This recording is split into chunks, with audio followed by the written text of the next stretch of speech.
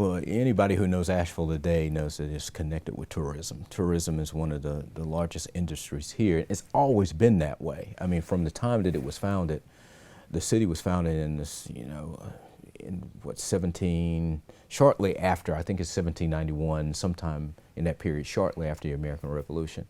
Well, the region was settled. The city was founded a little bit later than that, and it was originally named Morristown before it became Asheville.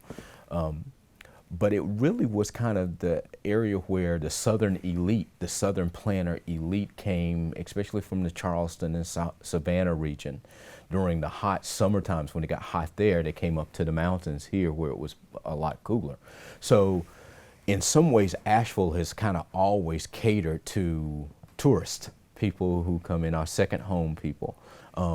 So it was doing that in the antebellum period, the period before the Civil War. After the Civil War, that kind of took off in a very planned fashion to move it in that direction. Initially, the city's leaders established what was known as kind of more of a health resort here, and then moved away from that to more traditional kind of form of tourism as we know it today.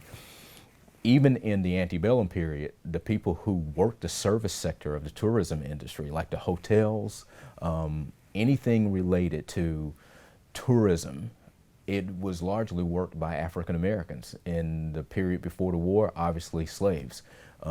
After the war, it would continue to be African Americans who dominated the service sector of the tourism industry. You don't necessarily see that now, which is one of those kind of odd shifts, but during all the way up, I would say, to the time of the Great Depression, and maybe even beyond, a little bit beyond that, into the 1940s and 50s, the service sector of the tourism industry here in Western North Carolina, or Asheville per se, was dominated by African Americans.